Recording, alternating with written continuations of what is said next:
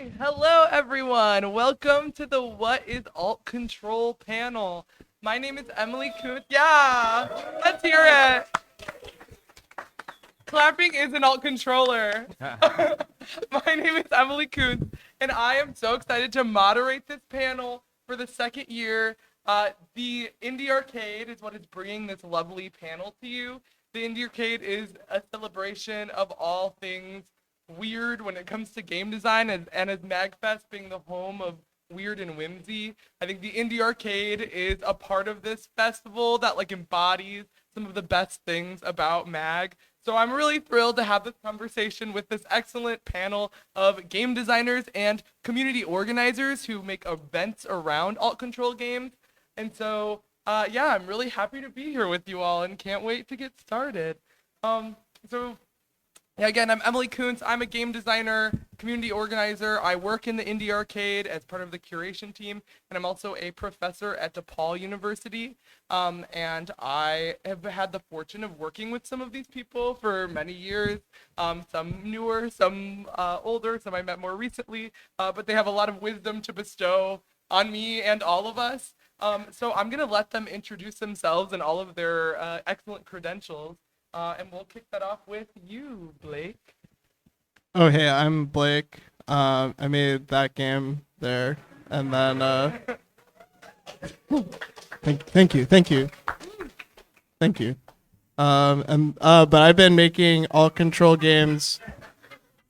We'll talk about the first all control games we made in the. I read the thing that you sent, so I won't talk about that now. But this is some of my early all control games. But then I've also made Scrapeboard. So Scrapeboard's been here since 2018 in the Indie Arcade. Here's another game I made called Motorway Trip for No Quarter.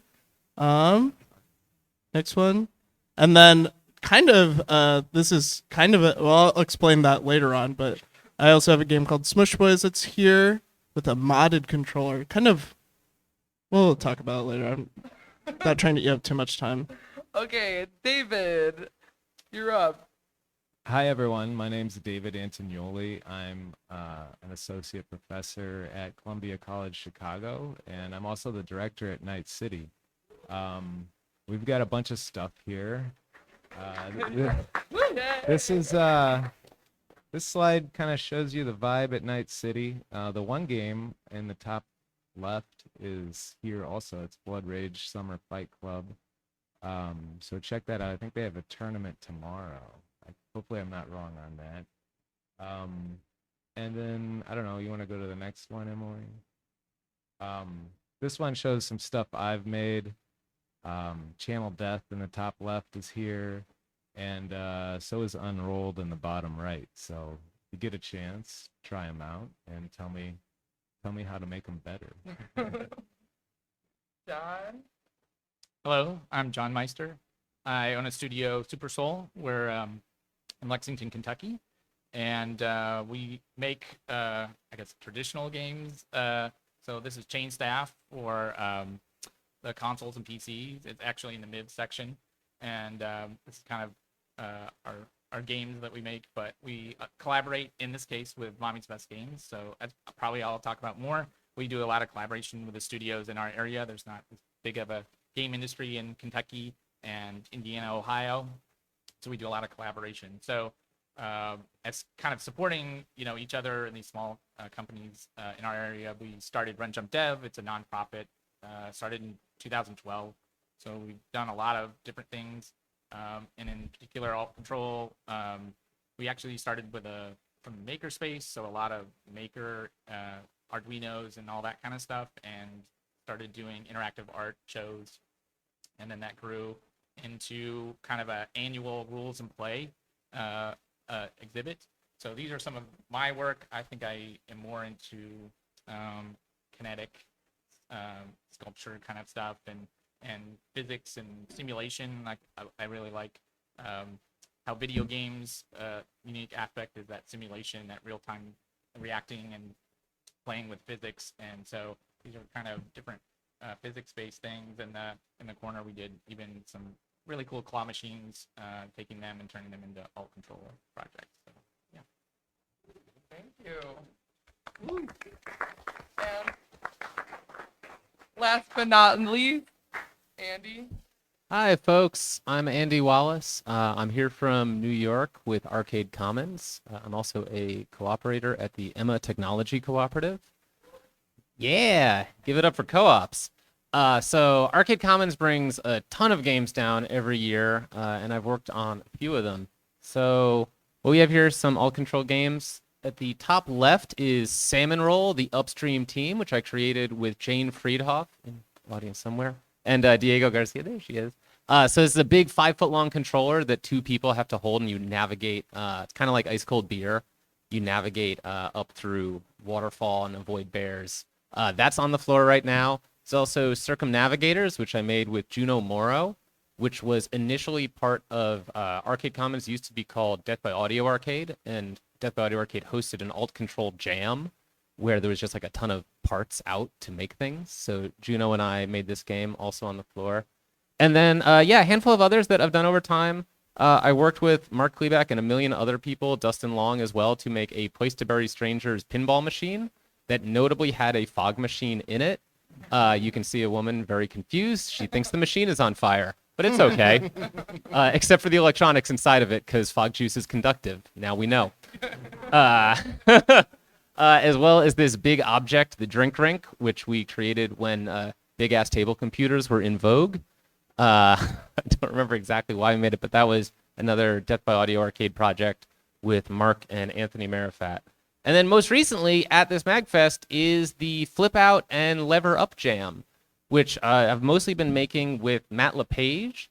It's a jam we've been doing this MAGFest and last MAGFest where jammers get a parts list from us and we use a different, simple but interesting interface every year. So all the jammers build the same controller for about $30, make a bunch of games with it. You'll find those downstairs as well. I do want to shout out Socks, Scott M, and Ryan from Arcade Commons, all of whom did work to make that happen.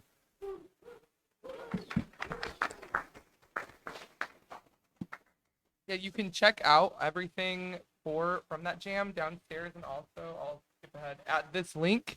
So there are some really, really cool projects made with this custom controller. So I highly encourage you to go to this link and see what people in this community have made. And join the jam next year. We're definitely doing it again.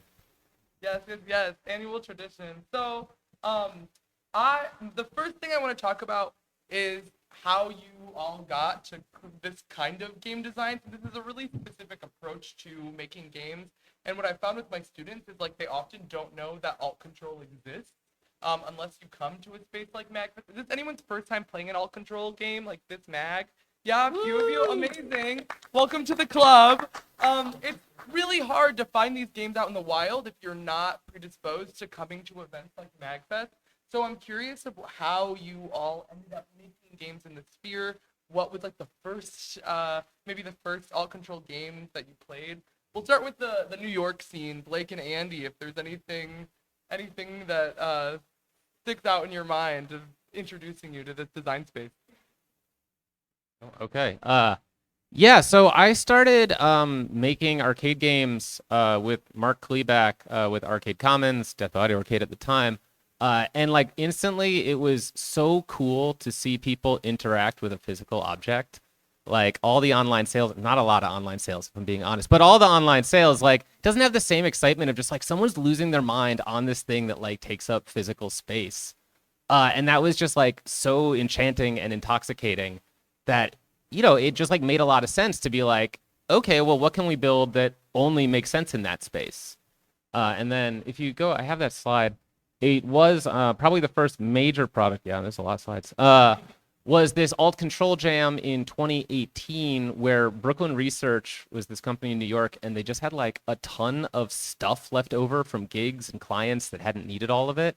And it kind of got dumped on the table, and we did a weekend long game jam. A bunch of games came out of it. I know there's Team Orion, a handful of others. Sorry, Quadrupod, and there was one other one, Shrine, right? So a bunch of people made them. And it was this like interesting little explosion. I made one or two weird controllers, but this was the time where we were all just like making games that were just about this, and like none of them could be played with a keyboard. And it was, yeah, it was just super exciting. How about you, Blake?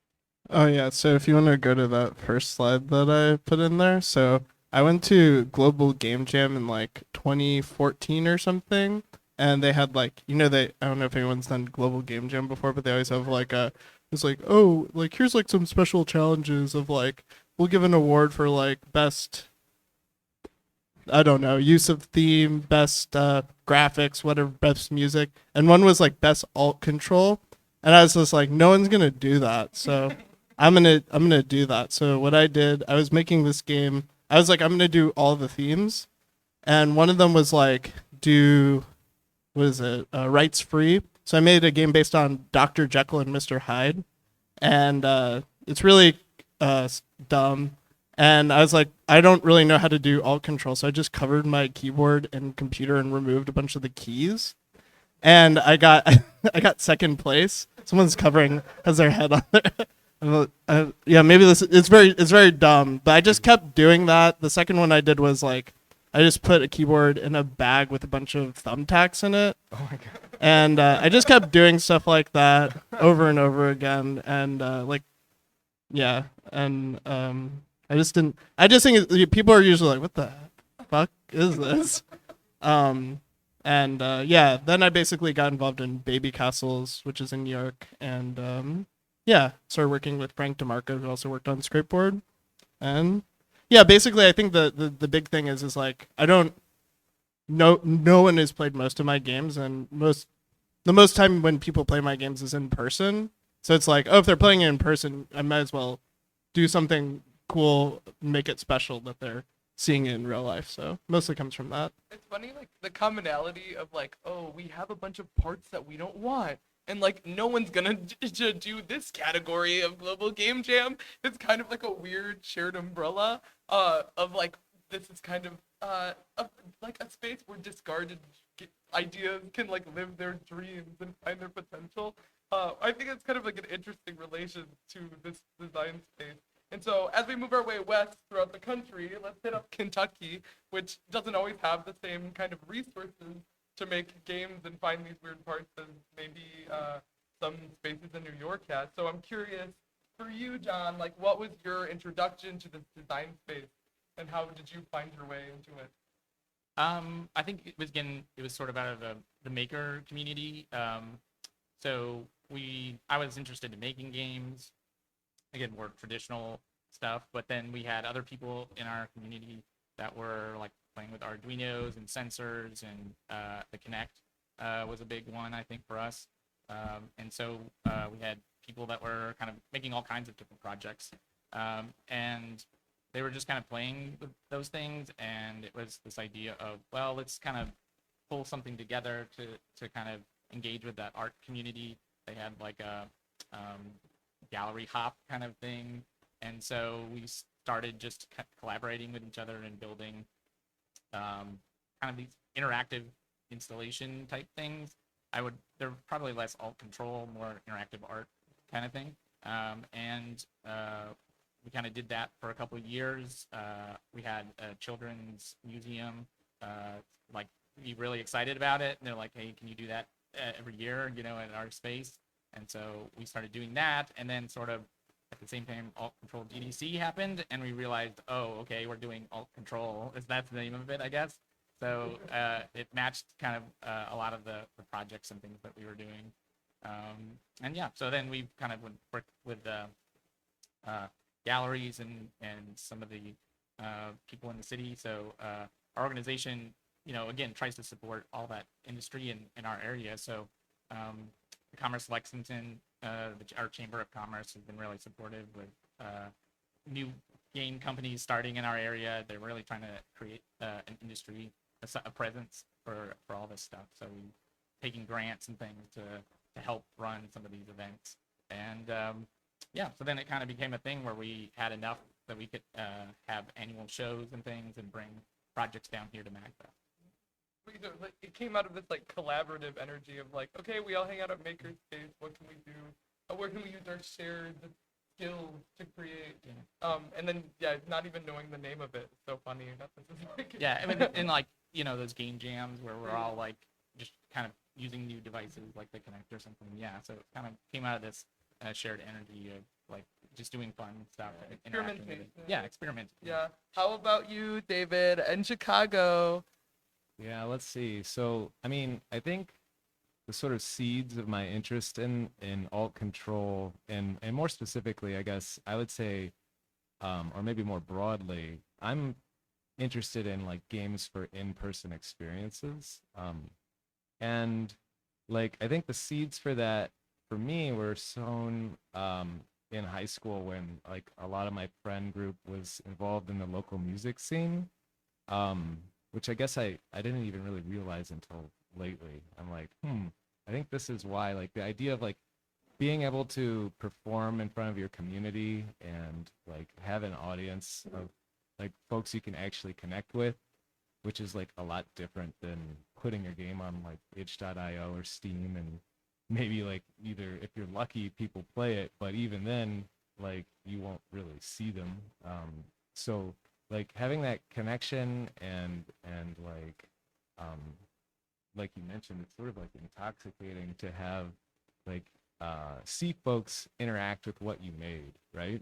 And so I think that spirit really like stuck with me. And so like my background was in the game industry, and after that I was working in indie games, and I don't know, it just felt really I don't know, I like alt control sort of frees you from commercial forces in a way, for better and for worse. Like there's a reason it's not saturated, because it's like you can't really make money.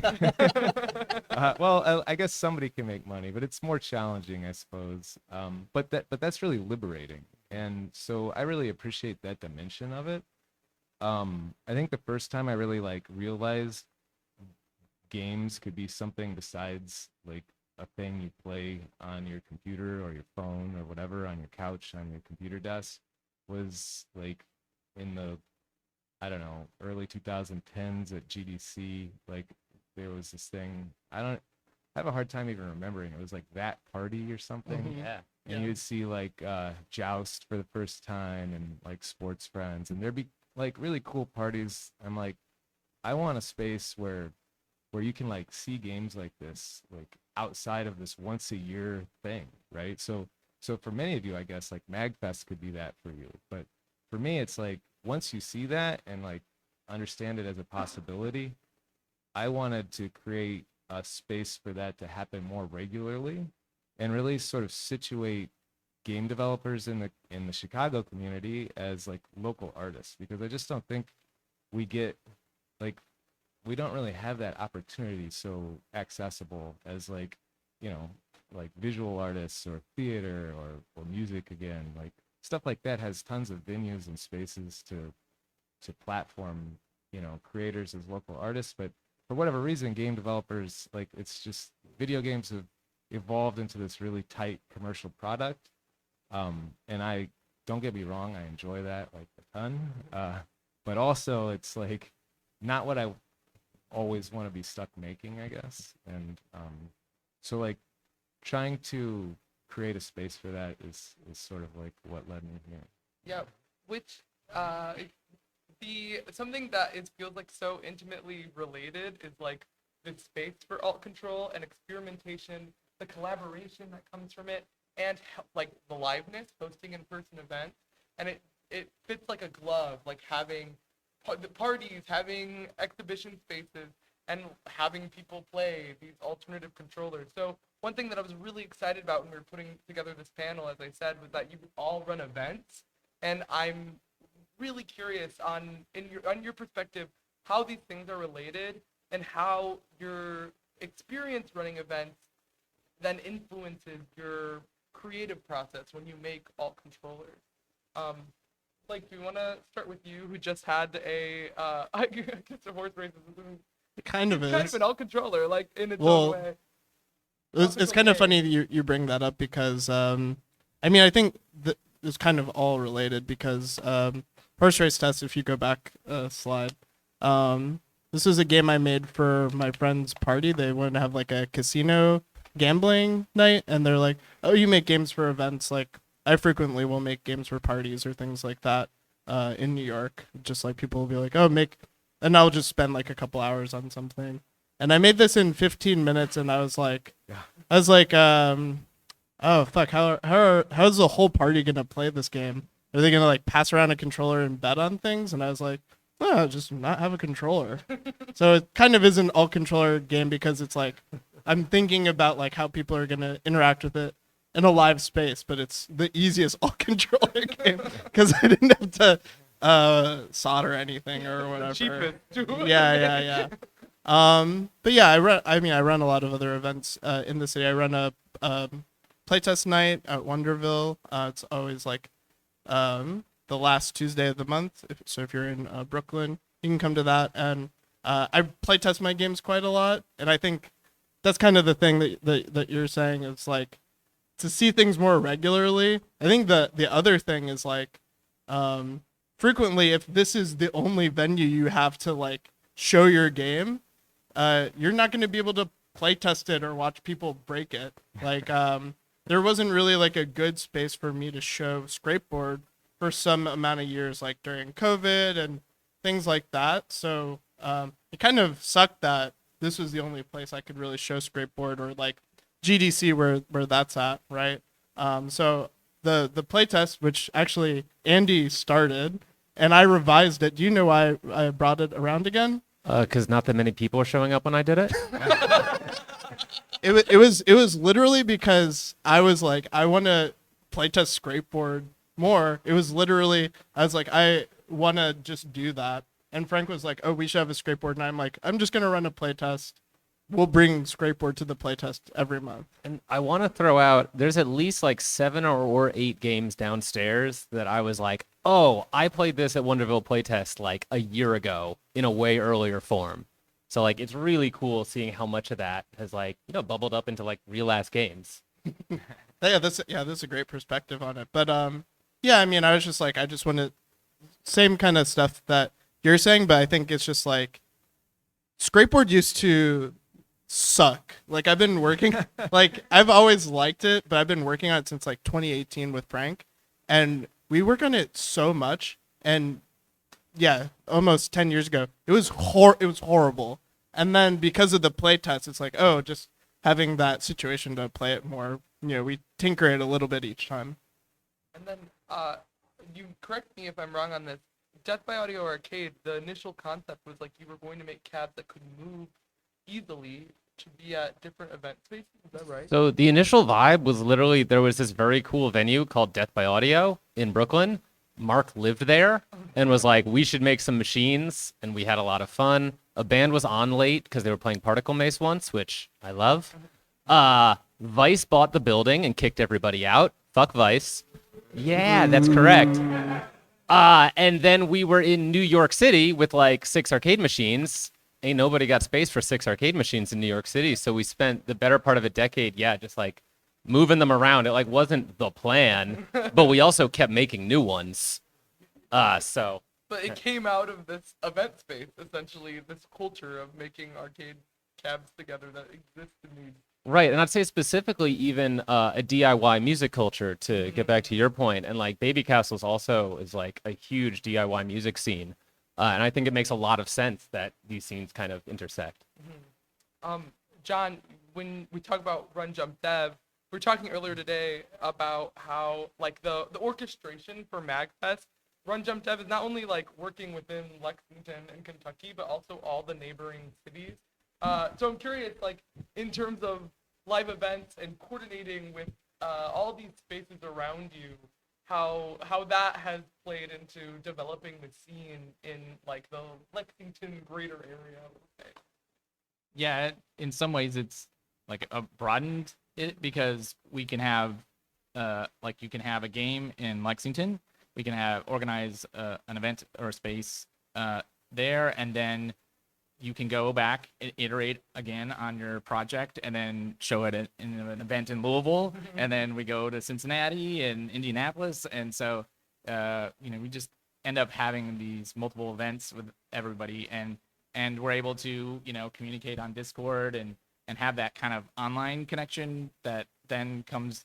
What's really great is to have that in person then for these events, because you know, it is only like an hour or so between all these cities, but it's enough that, you know, you're not coming out every week necessarily between all those groups. So it's just we try to stay in communication and really try to share knowledge and like if somebody has an event and they get a grant or something and they're like, oh, we got this grant and we got the space now that we can rent and let's get everybody in the area to contribute. So it becomes kind of this really neat, you know, community that's beyond just even Lexington, where our group is primarily held. Yeah, I think there's also another through line I've noticed in all of these spaces is like the desire to share resources and like teach people how to do this. Like if you talk to anyone who makes all control games, they'll be really willing to tell you everything about how they made it because I think everyone's excited about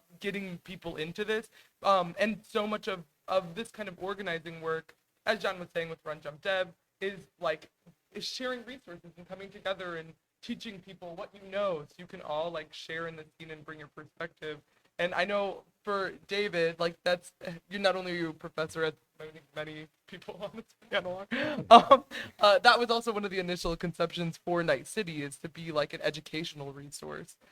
So I guess how is that, do you think, relates to the all control game scene as well as like hosting in-person events and establishing that culture? Yeah, let's see. It's weird because that is like my day job, and I think, you know, I'm fortunate to have that. You know, it's almost like the second shittiest industry next to the games in terms of like really hard to get into and like exploited labor. Well, I'm sure there's way worse, but those are the two I know. But like, I don't know. It's very gratifying to be able to help people share their artistic vision with an audience, and so when you can bring people together in person, like that just helps sort of mix ideas and share knowledge in a way that's like, I don't know, more convenient and more like community oriented than just like, here's a YouTube tutorial, go to town. Not that like, look, YouTube tutorials are invaluable. That's like how I learn most things. But like when you get that like actual person, like the first alt control game I made was with somebody at a game jam, and I had no idea how it worked, right? And then once that sort of curtain gets pulled back and you sort of realize, wait a minute, this is not like dark voodoo, like it is something you can do. It's not like, I don't know, I was terrified of like, oh, electronics, how does that work? It seems so hard. I mean, I guess it is hard, but we are lucky to live in an era where like stuff is really user friendly. So having someone be able to like just show you firsthand is like really awesome. And just kind of like jump starts everything and shows you it's possible. So we talked about, you know, the magic of like being there and watching someone interact with the thing that you made. But I do want to talk about some of the pros and cons of working in alt control, since infamously games break a lot. So I'm curious if anyone has anything to share about like some of the difficulties in working in the space and how you overcome that if you do decide to enter this design space. I mean, I could talk about it. I feel like half our games are either broken now or have been broken already this show. Yeah. Yeah. I think it's a lot like regular game development in a sense. It's like when you first start making something, like, you know, you can get up and running really fast. And if you want to ship something on like a serious production level that like holds up to tons of users, you have to like kind of learn the ropes, and that just sometimes it just takes learning the hard way, I guess I'd say, but that's okay, right? Like if something breaks, like you can fix it, and then next time you'll think like, okay, it's so iterative, right? Like the horse racing thing, like you mentioned, like, oh look, this is like indestructible. No one can F that up, right? I think, I don't know. And so like the more you work on this stuff, you just start to realize like, okay, it's like the confluence of two things, like what is durable, but also what is like attractive to spectators. And sometimes it's not always like what your first instinct is. And I think just the way we're so exposed to like quote unquote normal games, it just takes a while to like um reconceptualize what that means, and you know, like I don't know, you can't expect your first thing to be perfect. You just gotta like iterate, right? I was just gonna mention similar, like where we were sort of in this interactive art thing, and then this children's museum was like, oh, you can have this space every year, and we can host it, and then they're like little kids that are jumping on the stuff and breaking it all the time, and I basically lived at that, work there, just fixing things all the time, and so we eventually sort of got into indie arcade because, oh, you got to have buttons that are durable and they can play, these kids pounding on these things and interacting. And so it's been an interesting sort of journey of, through alt control to indie arcade and back, and that kind of mixture of the two worlds. And so it's been really fun. And then, like, because we're doing stuff with kids, it's like then they can in school like make projects and have those alt control or indie arcade kind of projects as well. So it's just been really interesting to see like how much we're just trying to make it survive the show or the weekend. Yeah, I'll throw out kids are amazing testers for everything. Yeah. Something I see with a lot of new alt control folks, and I certainly did this myself, is you get like very precious about your object because it's your little baby. And you're like, oh, be careful when you're flipping the thing. And no one's going to interact with it that way. They're going to be really hard on it. And if you have like a younger relative that you can have play with it, they'll wail on it and they'll walk away if they're bored. And both of that's very, very useful. So yeah, like designing for durability is really big.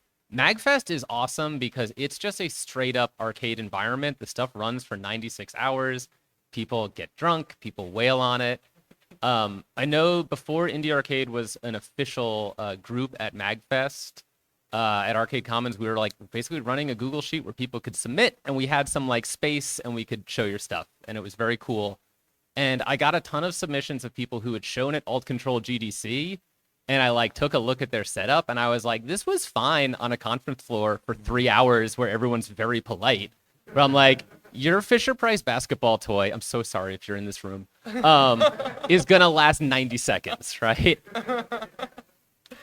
And then two other quick things is you have to design for the space. When Jane and I worked on Salmon Roll, we made it very, very simple. It's an ice cold beer kind of thing. And when we were working on it at home, we were like, is this game fun? It's kind of boring. You don't have to do that much. And when it's in the space, everyone knows what they're doing. They pick up the controller and they figure it out really quickly. And the people behind them watch for 10 seconds and they know what they're doing. And I honestly think it's probably my most successful alt control game because it takes the space that it's going to be in into account. Sometimes people ask if they can download it at home, and I'm like, you don't want to. Like, this will not be fun for you. And finally, another thing we learned with Salmon Roll was, for the love of God, you have to document this. Take pictures. Your thing is probably going to break, and you can't just like take some screenshots at home the way you can with a normal game. So if you bring it to a bunch of events and all you have is like 3 blurry cell phone pictures, you'll be sad. So if you have something on the floor at MAGFest this year, like have your friend who brought a nice camera take some pictures. Yeah, it's really easy to get like wrapped up in just being here and forget that. Like surprisingly easy. Well, you know, the real most difficult thing about making an alt control game is no one funds alt control games. GDC, a lot of people are like, oh, I want to bring my game to GDC. Getting an alt control game into GDC is one way you can go. They don't pay you to make the alt control game. They don't pay you to transport it. They might, give you a free badge or something like that, right? But that's kind of it. If you live in another country, right? Like if you live in Germany, you might get more funding from it. But living in America, it's so difficult to be able to make alt control games. And also, it's like people's perception, I think, of what like a tech product is. I think, doesn't really help that. And I think just like, there's just something where it's like, oh, you just buy something and it's nice, right? And it works, right? But it's like, oh, we would maybe be able to get there ourselves, if we had more funding just out the gate for things like this. And one thing I do want to hear from all of you about too is, yeah, we all know it's expensive to make these controllers. There's not funding for it. And so I think a question that people often have is like, why do we do it anyway? So if anyone wants to take that of like, why do you keep coming back to this medium that's thankless in that sense, and that it's really hard to get resources for? Stupidity. Yeah, that's probably the real answer. But my digital games don't sell all that much either. I've certainly never even I've had one or two that I was like, oh, this like actually kind of impacts me this year. But like if you calculated my hourly, like, oh, it's rough. So you might as well have fun with it. I'm gonna lose money anyway. Like that's just game dev. I don't do that to like pay rent anymore. So building something that feels like really cool and unique isn't really like an opportunity cost. The cost to make it is a little higher, but the cost to make games in general is pretty high because like your hourly counts for something and they all take a lot of time. I guess I would just, a lot of it is like, why are you making a game, right? Like to touch on that, it's like if your goal is to make money, like you need to really be thinking about that carefully, and it is really limiting. If your goal is just to make something cool and share it with the community, it doesn't even, you don't necessarily even need a lot of resources. Like you can do a lot with like random junk you got around. Like it doesn't have to be like this badass arcade cabinet. And I would say like if you want to really be like liberated from the yoke of commercial stuff like that, I know I complained about academia a little, but it is really been a lifeline there, right? Like some percentage of my job is like creative and scholarly work, and so I don't have to make games that sell. So I guess I'd say like academia is a useful avenue if you really need a day job, but also I think you can do a lot as a hobbyist too, right? Just don't feel like, oh no, I don't have like all these resources, I can't do anything. Like there's a lot, like I don't know, like what is the websites like Adafruit? You can go look at like random sensors and buttons and stuff, and let that kind of guide your design. And like, oh look, this one's $4.99. Like let's try that and see. Like it'll help you. Sometimes I think like letting the materials guide the design is like a smart way to like actually get something done instead of like leading with the idea. It's really easy when you start with the idea to like introduce a ton of expense and complexity that's challenging to actually execute. So I don't know. That's my advice. That's whatever they said. Academia pro tip: tell your department head that MAGFest is kind of like Sundance for games, which is pretty much true. But I was glad they didn't go to the website.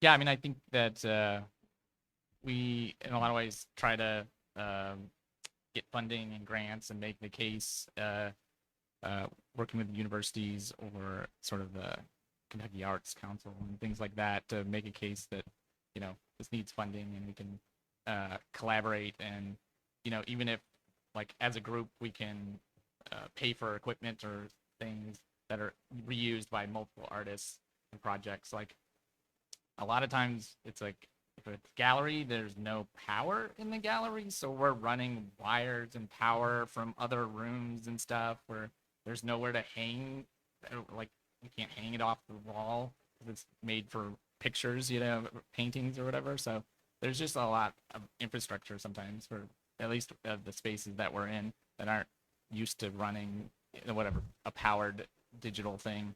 And so like having projectors and things like that. But then we've also we started kind of just meeting in libraries and those maker spaces, and they're really excited a lot of times to collaborate and have a project like a pop-up alt control thing would be really cool to have.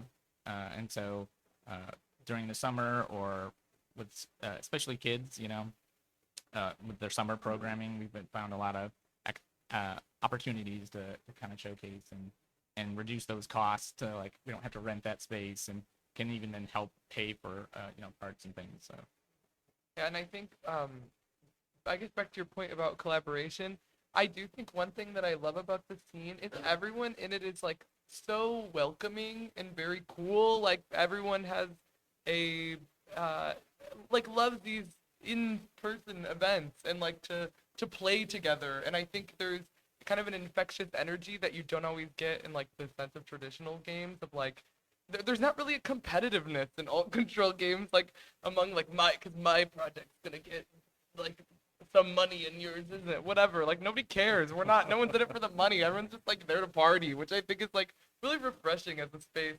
Not only in games, but just like in like people making art together. But before I open it up to questions from the audience, my last question for you all is, for someone who wants to get into this space, what is the best advice you can give them for anyone interested in making their own alt control game? Well, I think I already sort of gave you one of my pro tips, which is like start with the materials instead of the big idea. But the other thing I would think about is just like interface simplicity. Like one of the reasons this stuff works really well for in-person events is like video games have evolved into this weird thing with you have like a mouse and keyboard that has like all these buttons and it's just like not an inviting interface. So if you take like and not to mention like design wise they are meant to take like however many hours. They're not things that can really be like consumed in person in like 2 minutes or whatever. So I guess I'd say like look to regular arcade games for inspiration. Like these things there's no tutorials. You learn how to play in like 6 seconds, and like the buttons are like exactly for what you are meant to do in the game. So you like the player will learn intuitively like how to do it. If your game kind of needs a tutorial, I think like maybe you're overthinking it for this kind of a thing. So my advice if you're trying to get started in this space is like consider interface simplicity and like quote unquote accessibility, and also think about spectators too, right? Like again with the horse racing thing, like it's all about spectatorship and like what's fun to watch, and that's like almost as cool as playing. Like if people are having fun watching people play, you're doing it right. So that's my advice. Yeah, I really want to echo the starting with the hardware thing. Both says you shouldn't just have your big idea, but also because if you have an idea for the hardware but start developing the software, you're probably going to make a game that can be played on keyboard. If you get a prototype of your hardware early, it'll really inform what's fun, and it will also sort of make sure that you don't just make a game that happens to be on this weird controller, but that like really makes sense there. Also, when you're making an alt control game, the most memorable thing about it is the controller. So if it isn't physically like fun and exciting to use, you're already kind of missing a huge chunk of the audience. yeah, kind of that playful interaction with that hardware and starting there and finding the inspiration and then making that into a full game. It could be just a fun thing that it's a 2-minute interaction that someone could have, and you can start there and the scope is a lot smaller. And then you've learned how to use that piece of hardware. You can get inspiration later, like, oh, I did that over here, and we can combine these in an interesting way.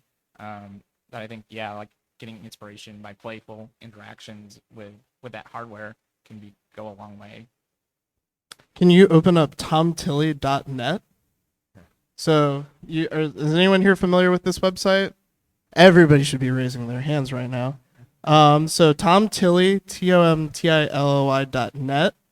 Oh my God. Anyhow, I think the internet's out, but basically there's this guy who makes this like hipster game controller, and he makes like cranks and stuff for whatever.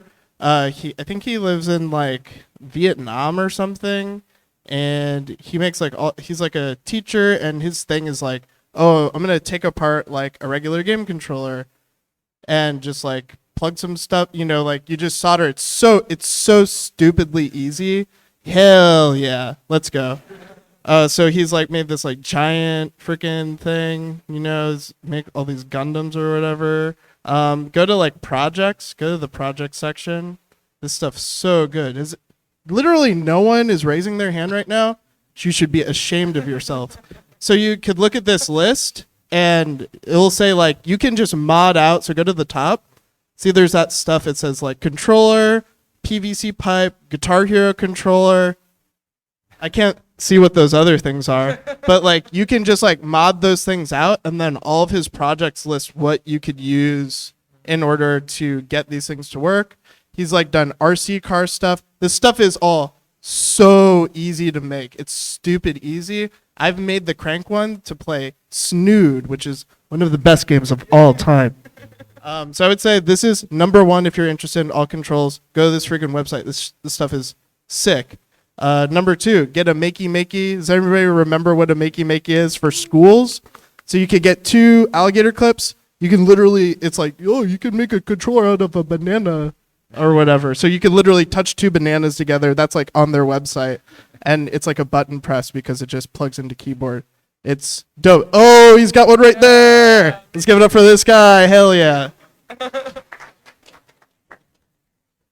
Oh, and I'm so sorry. Matt will kill me, and it's true. Also, join the next MAGFest alt.ctrl jam. Yeah, there we go. Thank you. There's information on the multicabs running the games. There's information on accounts to follow for that. We'll be doing another one. It's rad. You can also build the controller for the games that are down there right now for like $30. All right, do we have any questions for our panelists? Yes. Okay. Or you can say it and I can repeat it too, if that's easier. Let's see. Oh, it doesn't. Yeah, go, come up. Woo!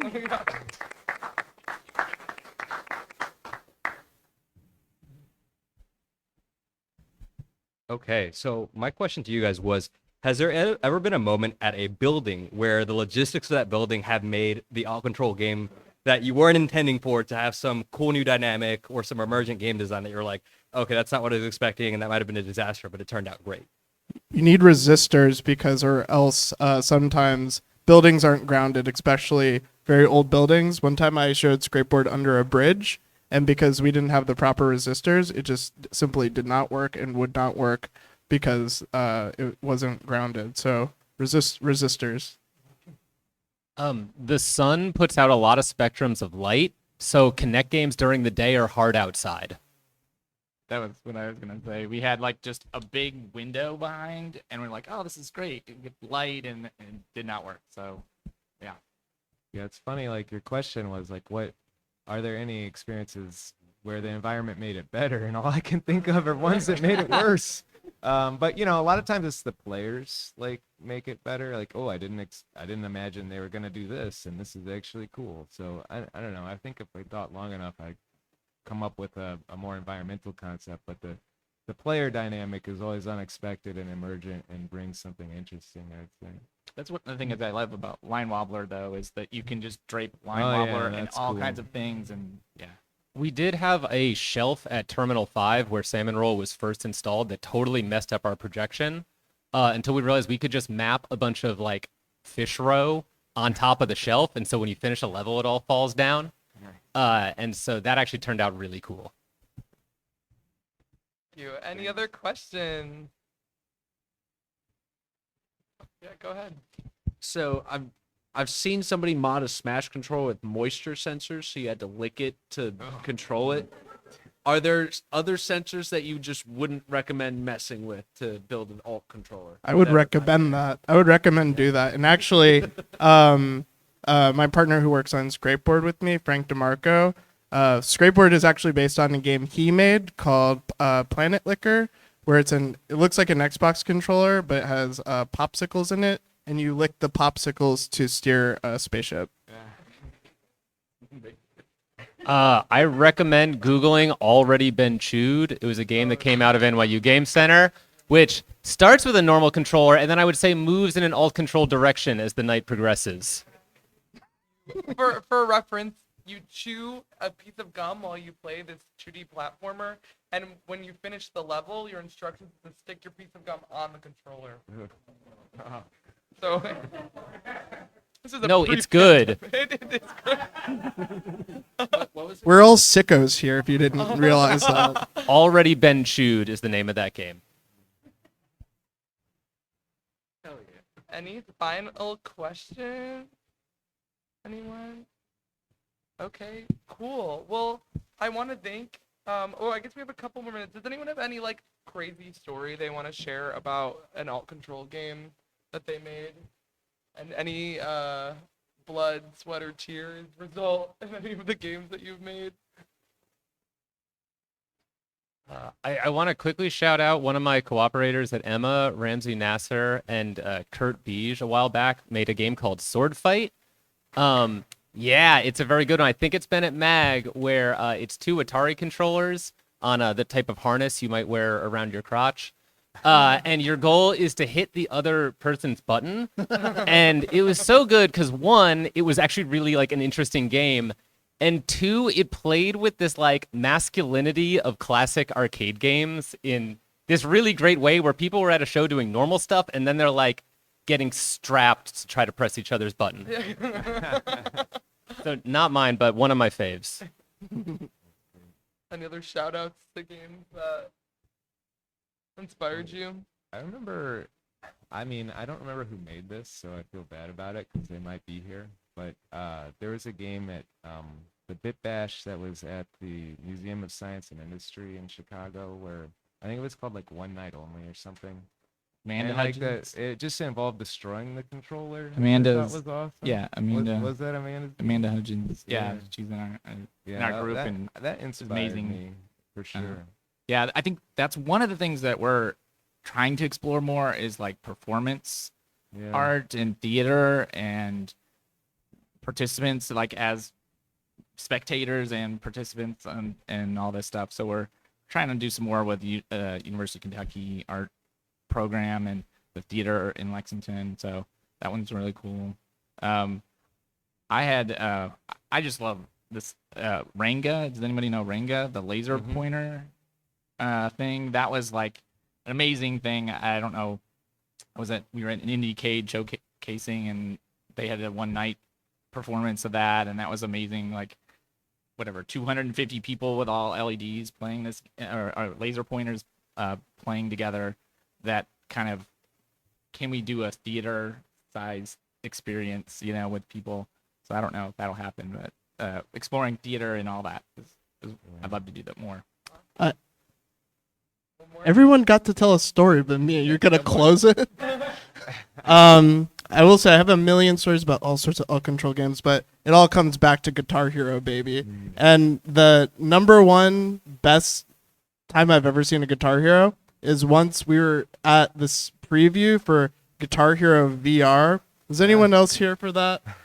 So it was in Le Poisson Rouge, this like historic venue, this really nice thing, and they did a live performance. So there was a guy with a VR headset, and he had the Guitar Hero controller, and he had a live band around him, and but he couldn't see the audience. Yeah, this guy was. So he couldn't see the audience's reaction to what was going on, because everybody was like laughing at him and thought it was the stupidest thing ever. And so if you play Guitar Hero VR, if you hit star power, you start squirting a white glowing ooze at the virtual audience.